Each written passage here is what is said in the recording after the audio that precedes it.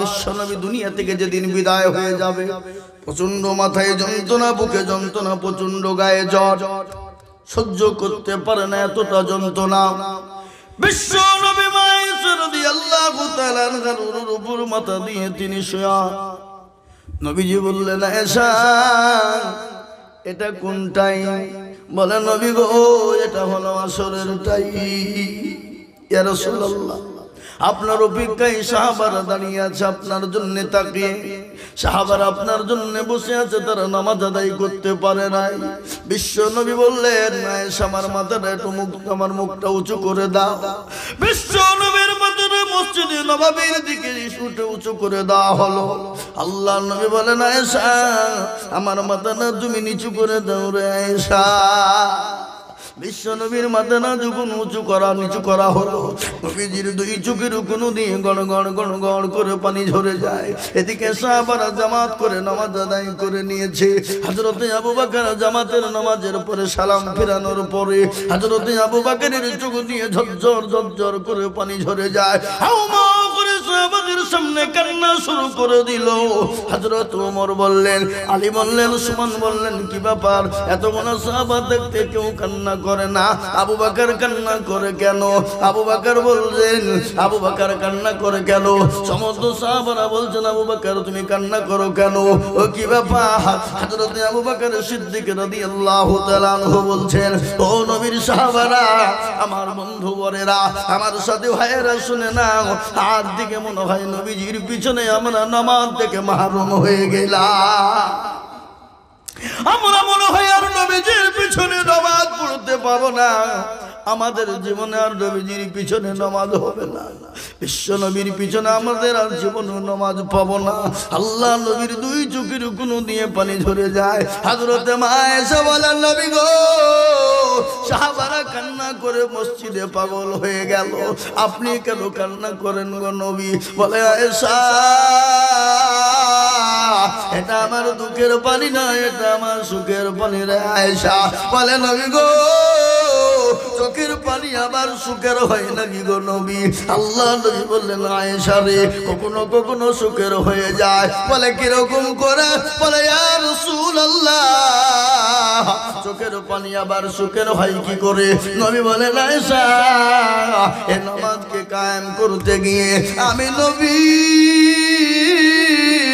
তাইফের ময়দানে রক্ত দিয়েছিলাম। আমি নবী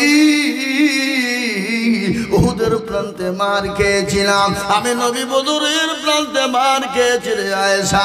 খালি এটাই নয়, আমি নবী যখন নামাজে দাঁড়িয়ে যেতাম, বেঈমান কাফের আবু জেহেলের দলেরা আমার পেছন থেকে গামছা বাঁধিয়ে আমাকে পেছন থেকে টান দিত।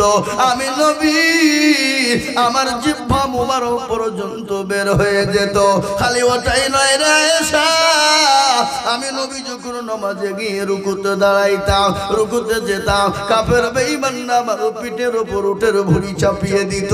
খালি ওটাই নয় রে আয়েশা, ও আয়েশা আমি নবী যখন নেই নামাজের জন্য নিজের জন্মভূমি ত্যাগ করে মক্কা ছেড়ে মদিনার পথে চলে গেছি রে আয়েশা।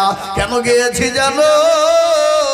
আমি কলমার দাওয়াত দিতে গিয়েছিলাম তায়েফের ময়দানে। তায়েফের ময়দানে আবু জেহেল ছোট ছোট বাচ্চাদেরকে হুলিয়ে দিয়ে বলল, ছেলেরা এ পাগল মুহাম্মদ ওকে মার, ওকে মার। আমার নবীকে মারা শুরু করে দিল। বিশ্ব নবীকে এমন করে মারা হয়েছিল, নবীজির গোটা শরীরটা রক্তে রক্তিত হয়েছিল। নবীর পায়ে ছিল চপ্পল, নবীর পায়ে ছিল জুতো। বিশ্ব নবীর শরীরের রক্ত নেমে নেমে নেমে জুতোর সঙ্গে লেগে গিয়েছিল, জুতোর সঙ্গে পা লেগে যায়। বিশ্ব নবী বেহুশ হয়ে তাইফের ময়দানে পড়ে গেল। মক্কার জমিনটা আপনার কি হয়ে গেল?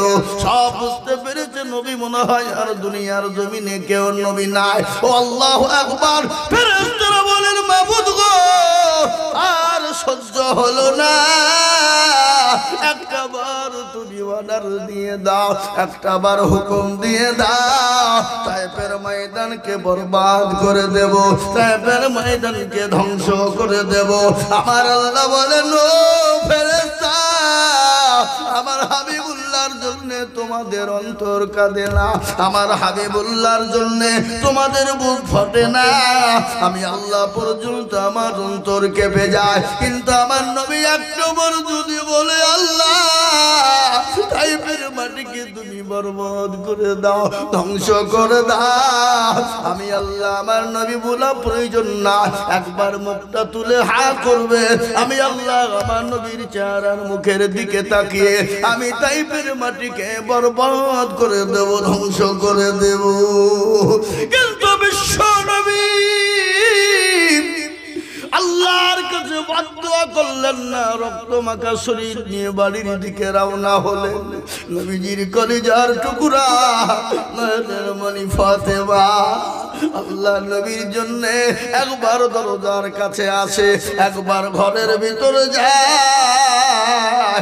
আমার নবী আমার আব্বা জান এখনো কেন আসে না, কিন্তু দেখলেন বিশ্ব নবী রক্ত মাখা শরীর নিয়ে বিশ্ব নবী যখন বাড়িতে ঢুকলেন, ফাতেমা নবীজির দিকে তাকিয়ে বলেন আব্বা হুজুর, ওগো আব্বা জান, ওগো আল্লাহর হাবিবুল্লাহ, আপনার এই হাল কেন হয়ে গেল, এরকম অবস্থা কেন হয়েছে, একটু দয়া করে মেহেরবানি করে বলো, আমি তাদের জন্য একটা বড় বদুয়া করে দিই। বিশ্ব নবী দয়া নবী বলেন বিটি রে, ওরে আমার কলিজার টুকরা মেয়ে, ওরে আমার ফাতেমা, তারা আমাকে চিনে না, আমি নবী তারা বুঝে না, আমি রসুল তারা জানে না, আমি নবী যদি তারা জানতো তাহলে আমার গায়ে তারা কোনোদিন হাত দিত না। ওগো বিটি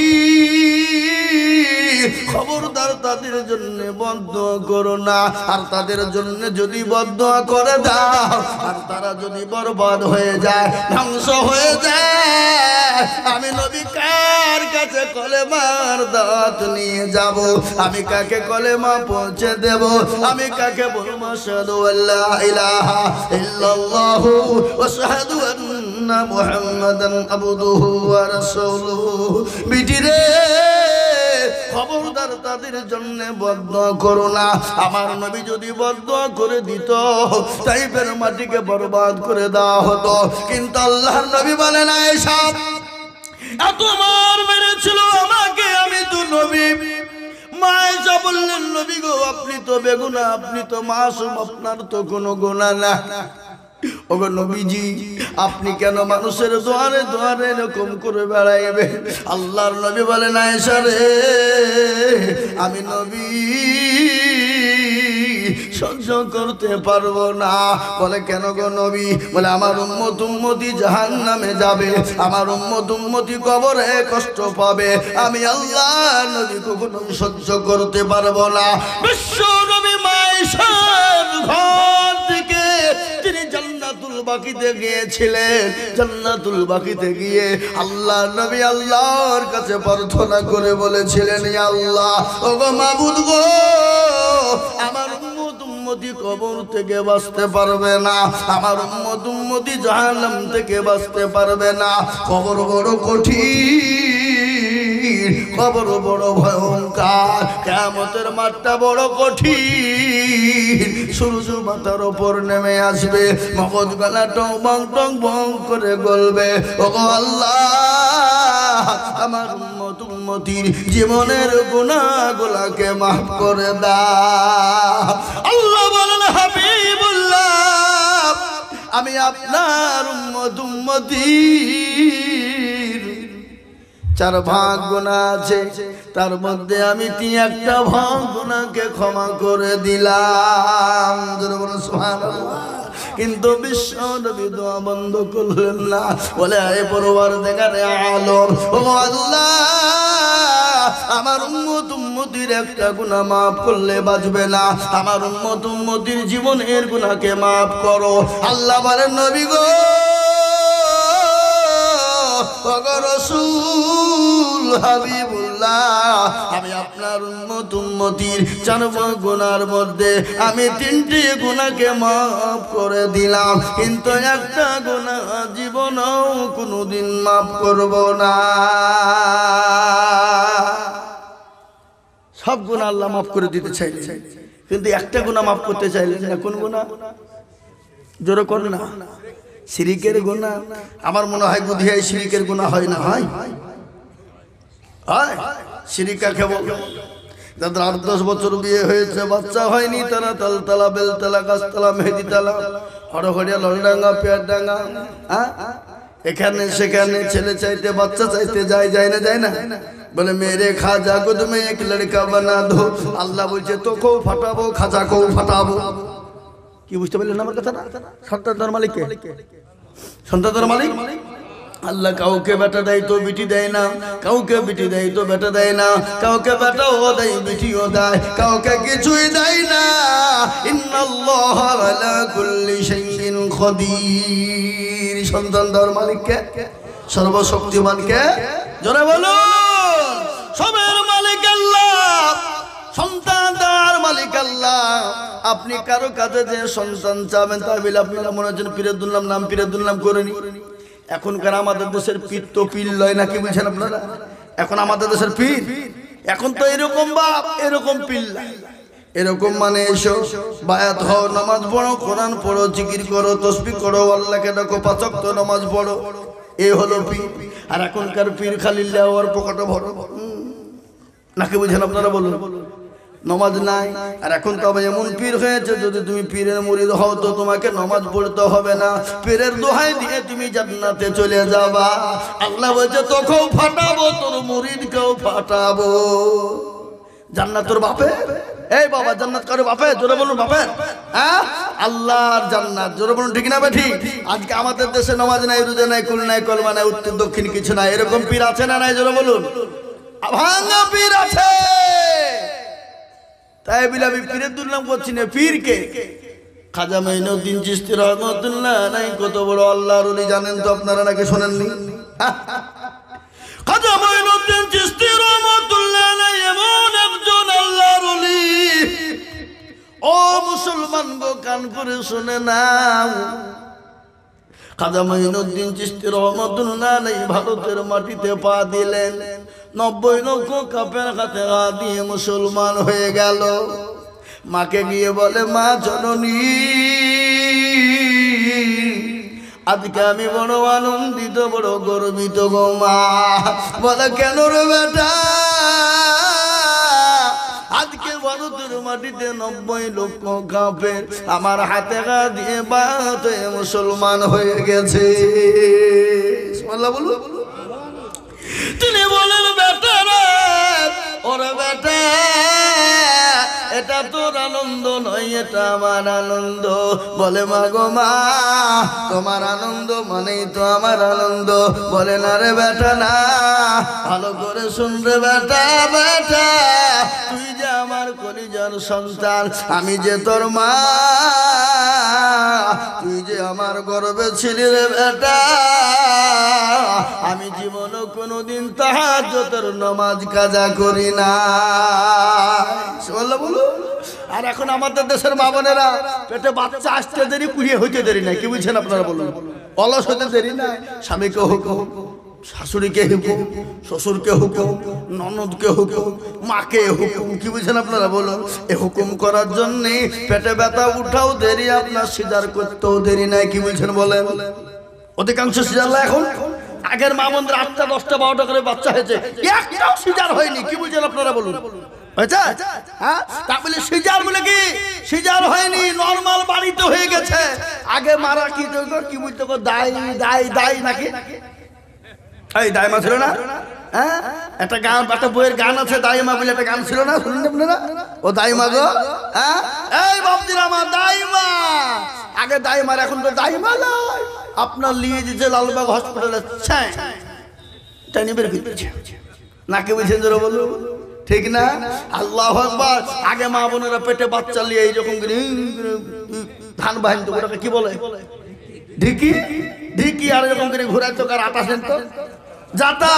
মা পেটে বাচ্চা নিয়ে ঢিকি বাহিনী ধান ভেঙে খাবার তৈরি করে স্বামীকে দিয়েছে, শ্বশুরকে দিয়েছে, শাশুড়িকে দিয়েছে, ননদকে দিয়েছে, স্বামীর ভাইকে দিয়েছে। দিয়েছে না? দেয় না? জোরে বলুন। মানুষকে খাবার করে দিয়েছে, আর এখন আমার মা বোনদের পেটে বাচ্চা হতে দেরি, অমনি মোবাইল আর সিরিয়াল নিয়ে বসে থাকতে দেরি নাই। কি বুঝছে? ডাক্তার বলেছে চলাচলা করা হবে না। বলে কেন?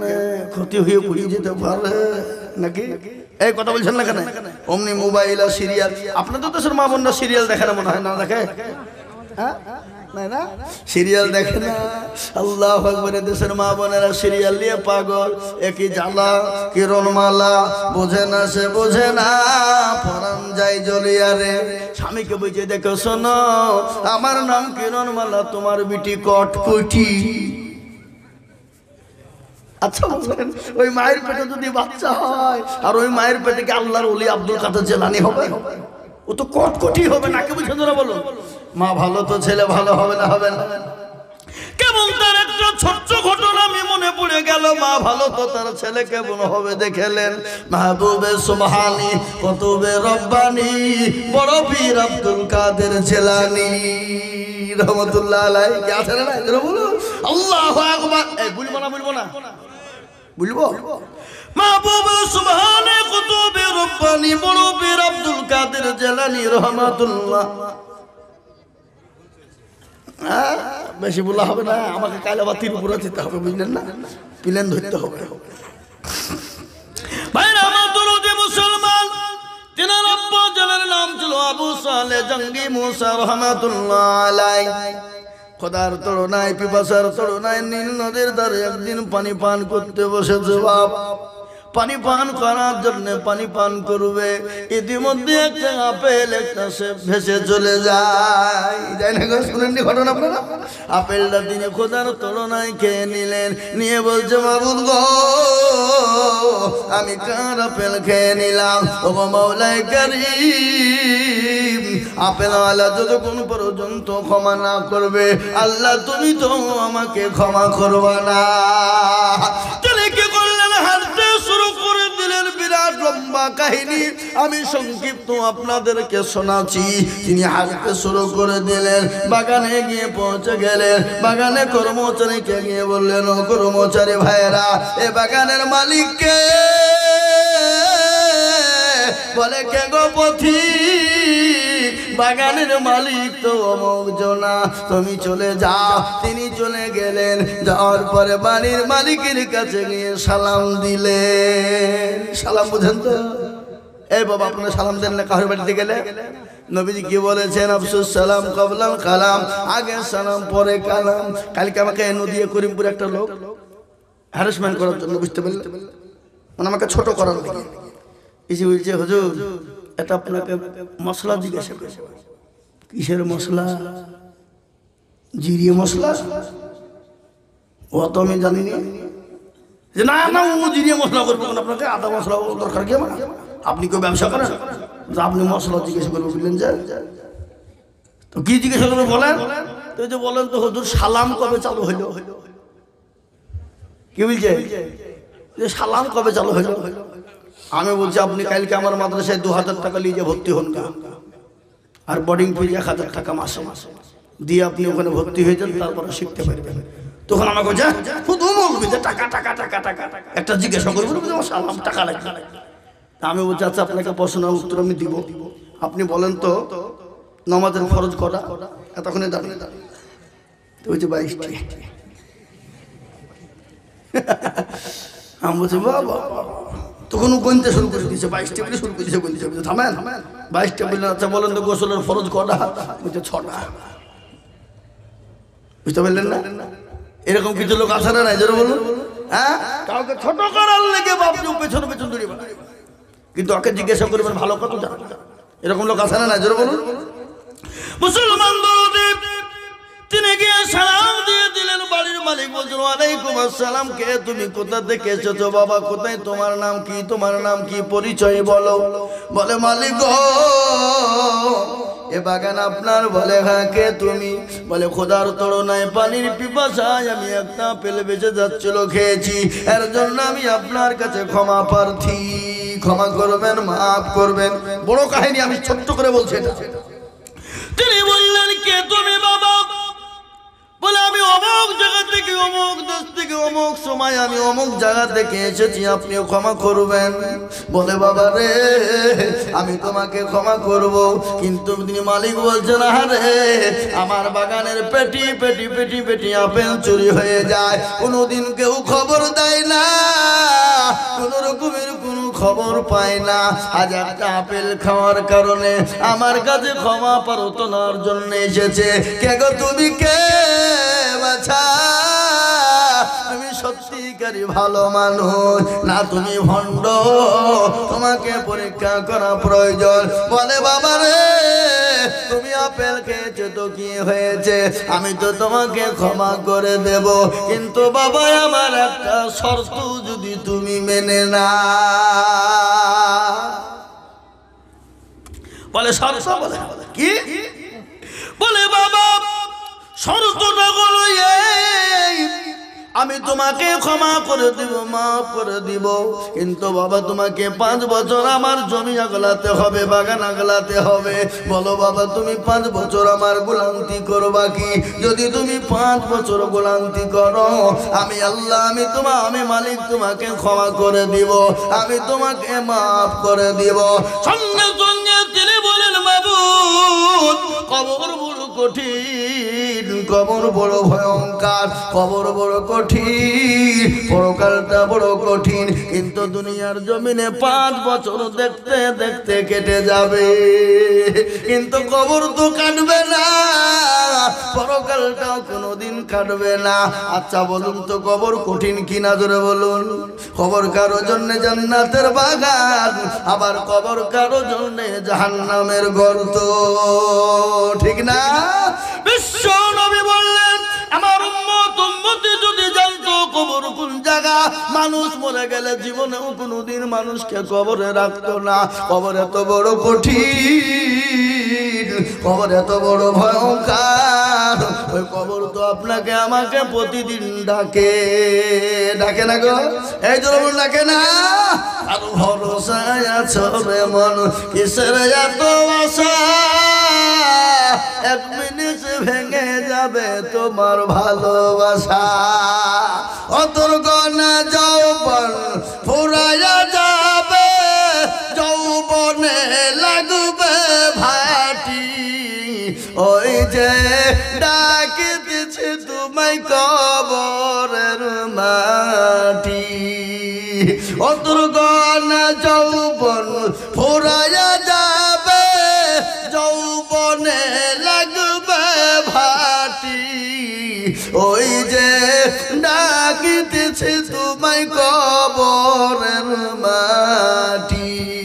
সন্ধ্যার আগে যেদিন ডুবিবে বেলা, এক পলকে ভেঙ্গে যাবে তোমায় রঙ্গেরি মেলা, সন্ধ্যার আগে যেদিন ডুবিবে বেলা,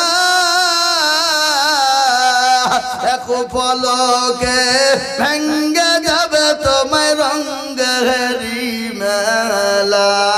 ও কারে তুমি ধমক দিবা, কার মাথায় ভাঙবা লাঠি, ওই যে ডাকিতেছে তোমায় কবরের মাটি, কবর পেয়ে আসবে আত্মীয় স্বজন, তোমার চারি পাশে বসে তারা করিবে কান্দন, ও তোমায় সাজাইয়া দিবে মনের মতো কি সুন্দর পরিপাটি, ওই যে ডাকিতেছে তোমায় কবরের মাটি। কবর তো প্রতিদিন ডাকে, আর ওই কবরে আমাদেরকে চলে যেতে হবে। অনেকের মা চলে গেছে, অনেকের বাপ চলে গেছে, আমরাও কখন কোন টাইমে চলে যাব কোনো গ্যারেন্টি নেই। নিঃশ্বাসের বিশ্বাস নেই, চোখের কোনো দাম নাই, জীবনের কোনো মূল্য নাই। তাই ওই কবরকে আলোয় আলোকিত করার জন্য নিজের মা বাপের কবরটা যেন জান্নাতের বাগান হয়ে যায়, নিজের মা বাপের কবরটা যেন আলোয় আলোকিত হয়ে যায়। ওই মায়ের জন্য আজকে মা বাপ জাতক পাখির নেই কবরে তাকিয়ে তাকিয়ে বলছে আরে এমন কোন কলেজার সন্তান না, এমন কোন কলেজের বিটি না, একটু কবরের আজাবটা মাফ হয়ে যাবে, কবরটা একটু মাফ হয়ে যাবে, আজাবটা একটু শান্তি হয়ে যাবে। তাই আমি আপনাদেরকে বলবো বাপরে, আল্লাহর ঘর মসজিদের এটা উন্নতি কল্পে জালসা। আমি আপনাদের কাছে হাদিস পড়েছি, নবী বলেছেন মান বানা লিল্লাহি মসজিদান বানাল্লাহু লাহুল বাইতান ফিল জান্নাহ। আল্লাহর নবী বলেছেন মসজিদ বানিয়ে দেবে যারা, কিয়ামতের দিন আল্লাহ তাদের জন্য জান্নাতে ঘর তৈরি করে দেবে। আজ আমি আপনাদের কাছে মসজিদের জন্য একটু হাত পেতে দেব। আমি আজিজুল হক সারা পশ্চিম বাংলা নাই, আসাম, ত্রিপুরা, মেঘালয়, মণিপুর, উড়িষ্যা, বিহার, ঝাড়খণ্ড, বাংলাদেশ পর্যন্ত বাবা ও মুসলমান পশ্চিম বাংলা, আমি লাখ লাখ লাখ লাখ লাখ লাখ টাকা করে বলি আজ আল্লাহর ঘর মসজিদকে বানানোর জন্য বহু টাকা বহু দিকে যায়, বিবি বাচ্চা ছেলে মেয়ের পিছনে যায়, আত্মীয় স্বজন বন্ধু বান্ধবের পিছনে যায়, ডাক্তারের দোকানে যায়। আল্লাহর ঘর মসজিদকে তৈরি করার জন্য আমি সর্বপ্রথম 5 জন দরুদীকে বলবো ও মুসলমান গো, আল্লাহর ঘর কিয়ামত পর্যন্ত থাকবে। সামি আল্লাহু লিমান হামিদা, সুবহান রাব্বিয়াল আলা, সুবহান রাব্বিয়াল আযীম, কিয়ামত পর্যন্ত চলতে থাকবে। সেই মসজিদ তৈরি করার জন্য আমি একবার তাকবীর দেব, তাকবীর দেওয়ার সঙ্গে সঙ্গে মাত্র 20,000 টাকা দিয়ে দিয়ে বলবে হুজুর গো আমার কাছে জান আছে কিন্তু আমার কাছে মাল নাই, আমি পরে অল্প অল্প অল্প অল্প অল্প করে দিয়ে দিয়ে দিয়ে আল্লাহর ঘরের জন্য 20,000 টাকা দিয়ে দেব। একবার বলি নারায়ে তাকবীর। ইনশাআল্লাহ এই মজলিসের ভিতরে ডানে বামে পিছনে সামনে উপরে নিচে সর্বপ্রথম 20,000 টাকা দিয়ে বলে হুজুর গো আমার কাছে জান আছে মাল না, আমার জন্ম দুঃখিনী মা কবরে চলে গেছে, আমার বাপ কবরে চলে গেছে, আমার মা এবং বাপের জন্য আমি আল্লাহর ঘর মসজিদের জন্য 20,000 দেব।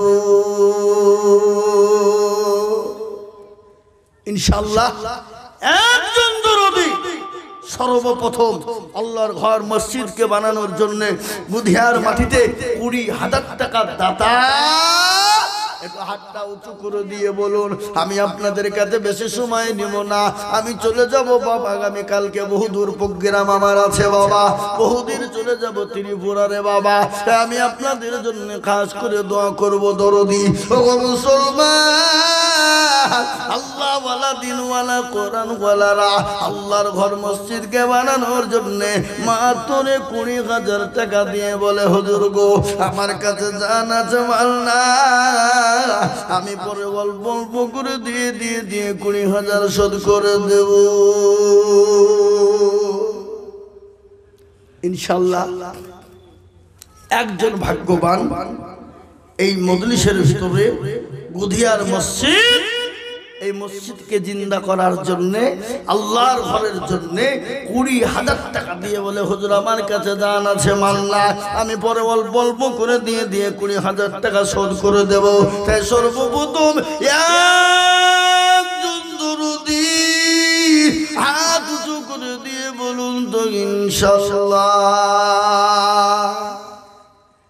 কি গো গুধিয়ার মাটিতে এমন কোন একটা আল্লাহর বান্দা নাই বলে হুজুর ইনশাআল্লাহ আল্লাহর ঘরের জন্য বহু টাকা বহু দিকে যাই, বিবি বাচ্চা ছেলে মেয়ের পিছনে আত্মীয় স্বজনের পিছনে ডাক্তারের কাছে চলে যাই গো হুজুর আমার মা এবং বাপ দুনিয়া থেকে চলে গেছে, আল্লাহর ঘর কিয়ামত পর্যন্ত থাকবে, কবরে শুয়ে শুয়ে শুয়ে দেখি হয়ে যাবে। তাই সর্বপ্রথম দরদি 20,000 টাকার দাতা একজন ভাগ্যবান এই মজলিসের ভিতরে হাত উঁচু করে বলুন নাই। হাবা এই গুধিয়ার মাটিতে 20,000 টাকা দেবে এমন কোন ভাগ্যবান, এমন কোন নবীর প্রেমিক, এমন কোন আল্লাহর পেয়ারা বান্দা একটু হাতটা উঁচু করে দিয়ে বলুন ইনশাআল্লাহ নাই নাই। ও ভাই মুসলমান ঠিক রাখো ঈমান ইসলামের বাতি যেন ডুবায়ো না। ইসলামের বাতি ডুবিয়ে দিলে হবে না রে বাবা।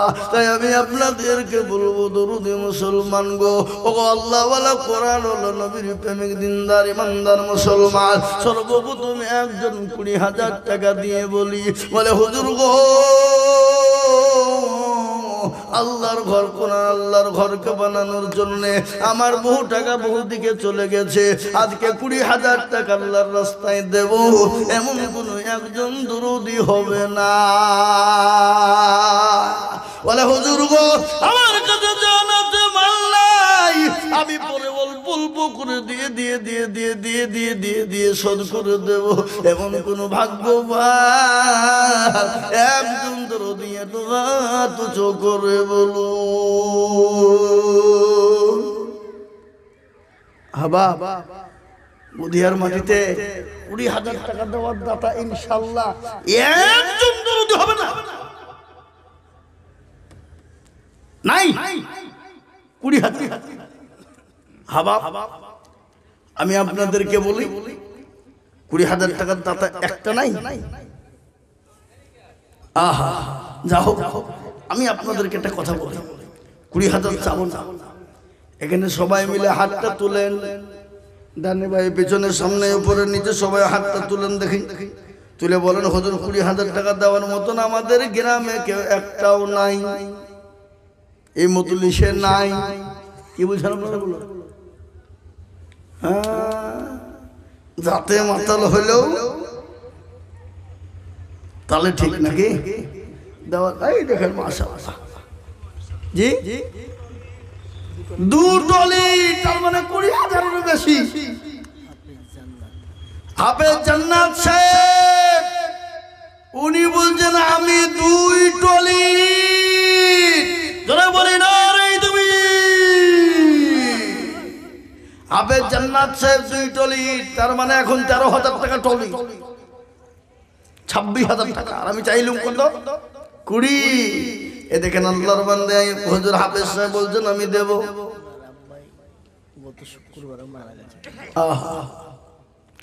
ওনার আব্বা গত শুক্রবারে মারা গেছে হাফেজ সাহেব। আল্লাহু আমিন। যোগ্য বাপের যোগ্য ছেলে হাফেজ জান্নাত ছিল, এ দেখো তোমার ঘরে 2 টলি ইট দিল। আহারে দরদের ছেলে এখানেতে ছিল, বাপের কথা গো ছেলের বনে হয়ে গেল। আহারে দরদের বাপ আছে কবরেতে, উদ্ধারে আনিও তুমি ছেলের দানেতে। ইয়ারো তো করি আমি তিনার ছেলে তিনার বাপের কারণ, আর দিও গো তিনার বাপকে গো কবরে সুখের জীবন। আরো দোয়া করি আমি হাফেজ সাহেবের জন্যতে, শান্তি সুখ দিও তুমি দুনিয়া বিছেতে। আরো দোয়া করি আমি করি শত শত, আল্লাহ তাকে বানিয়ে দিও তাহার মনের মতো। পারো তুমি গো পাকবারি, মিজানে নেকি গো তুমি করে দিও ভারী। আল্লাহু আমিন। এই দেখেন হাফেজ জান্নাত সাহেব তিনি দিয়েছেন 2 টলি ইট বাবা। তেনার আব্বা গত সপ্তাহে দুনিয়া থেকে বিদায় হয়ে গেছে। আমরা সকলেই চলে যাব বা চোখ দুটো বন্ধ হতে দেরি, দুনিয়ার গাড়ি বাড়ি টাকা পয়সা ধন দৌলত আজকে আমার অমুক আমার তমুক আমার বিবি আমার বাচ্চা আমার ছেলে আমার মেয়ে আমার। ও মুসলমান গো, চোখটা বন্ধ হতে দেরি, কিন্তু আপনাকে আমাকে দুনিয়া ছেড়ে যেতে দেরি নয়। তাই বা 20,000 টাকা আপনাদেরকে দিতে হবে না। আমি আপনাদেরকে বলবো, এই মসজিদটা দেখলাম অনেক দিন পুরনো মসজিদ রে বাবা, অনেক দিন থেকে এরকম মসজিদ আমরা দেখছি, মসজিদটা অনেক কাজ বাকি আছে। তাই আমি আপনাদেরকে বলবো ইনশাআল্লাহ হাফেজ জান্নাত সাহেব সর্বপ্রথম 2 টলি ইট দিয়েছে। আমি কমসে কম এই মজলিসের ভিতরে 5 টলি ইট দেখতে চাই। 2 টলি যখন হলো, আমি আপনাদের কাছে আর একজন দরুদি দিকে বলবো 3 নম্বর 3টা ইট দেওয়ার জন্য। আর একজন ভাগ্যবান আল্লাহওয়ালা ও মুসলমান যে মসজিদে নামাজ কিয়ামত পর্যন্ত জারি থাকবে, ওই ইট মসজিদে লেগে থাকবে, আপনি কবরে শেষে নেকি পেয়ে যাবেন। তাই এক টলি ইট দেনে বালা হাবেস সাহেবের সঙ্গে হয়ে যায়। নবীজি বলেছে মান তাসাব্বাহা বিকওমিন ফাহুয়া মিনহু, তুমি যার সঙ্গে চলবা কিয়ামত তার সঙ্গে হবে। একজন হাফেজের সঙ্গে আলেমের সঙ্গে উঠলে কিয়ামতের দিন আল্লাহ তাকে জান্নাত জায়গা করে দেবে। তাই 3 নম্বরে একজন দরদি বলুন তো ভাই, এক টলি ইট দেবেন ইনশাআল্লাহ, এক টলি ইট। 3 নম্বর হবে না গো? সুবহানাল্লাহ, নারে তাকবীর। মাওলানা ফজলুর রহমান সাহেব, সুবহানাল্লাহ, এগুদিয়ার লোক আপনারা ভাগ্যবান গো। একজন সর্বপ্রথম হাফেজ, তারপরে আলেমে দ্বীন, আল্লাহর পিয়ারা বান্দা মাওলানা ফজলুর রহমান ছিল। এই এক টলি দেখো ইট দেখো গলি খিল, এই আরো দুব করি আমি মাওলানার কারণ, আর দিও গো মাওলানাকে গো সুখের জীবন। মনে বড় ছিল গো ছিল বড় আশা, এক টলি ইট দিয়ে বানাবে মসজিদের বাসা। আল্লাহ কবুল করে নাও।